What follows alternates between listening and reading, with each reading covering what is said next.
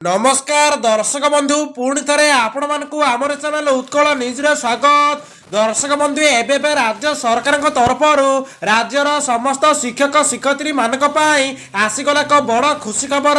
गांधी मार्ग में आंदोलन दाबी धारण पर अवशेष सरकार ग्रहण कले बड़ निष्पत्ति। दुई दफा दाबी है पूरण। चैनल को सब्सक्राइब कर पाखर बेल आइकन को ऑल सेट कर रखु एवं वीडियो टी निहाती भाव शेयर करूँ। दर्शक बंधु आज राज्यर समस्त प्राथमिक शिक्षक शिक्षयित्री मानक आसिला एक बड़ गुरुत्वपूर्ण खबर। दीर्घ दिन धरी चली शिक्षक शिक्षयित्री मानकर आंदोलन आज निष्पत्ति परिणत होगा जाऊँगी। दाबी होईची पूर्ण सरकार नेले बड़ निष्पत्ति। राज्यर हजार हजार प्राथमिक शिक्षक शिक्षयित्री मानक आसिला एक बड़ अपडेट। गांधी मार्ग में दीर्घ समय धरी चली प्राथमिक शिक्षक महासंघर आंदोलन पर शेष सरकार नहीं बड़ निष्पत्ति।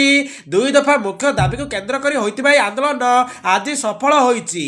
42 ग्रेड पे मूल चाकरी सहित 6टी इनक्रिमेंट प्रदान को सरकार आधिकारिक भाव मंजूरी देइचंती। दर्शक बंधु यह केवल एक दरमा संशोधन खबर नुहे, यह होची राज्य शिक्षा व्यवस्था नियोजित शिक्षक मानकर संघर्षर फल।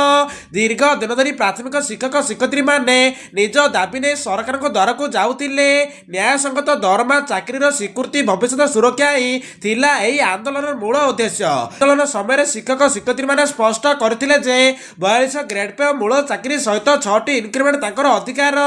दर्शक बंधु वर्तमान सरकार घोषणा सहित यह स्पष्ट हो जाइछि जे एही दाबी गुडी को सरकार स्वीकार करछंती। सरकारी सूचना अनुसार एही 42 ग्रेड पे सहित मूल चाकरी स्वीकृति और 6टी इनक्रिमेंट निर्दिष्ट तारीख लागू हेबो, जहा फल रे प्राथमिक शिक्षक शिक्षयित्री मानकर मासिक दरमा रे लक्षणीय वृद्धि घटिबो।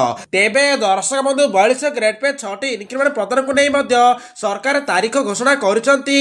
तांको सूचना अनुसार जनवरी 10 तारीख रे यह प्रदान करा जिवो। तो यह थिला आज एक बड़ अपडेट। जदि वीडियो टी भल लागिछि कि इनफॉर्मेटिव होइछि ताहाले वीडियो टी को लाइक करंतु। चैनल को नकर आस्तिले चैनल को सब्सक्राइब करी पाखर बेल आइकन को ऑल सेट कर रखंतु एवं वीडियो टी को निहाती भाबे शेयर करंतु।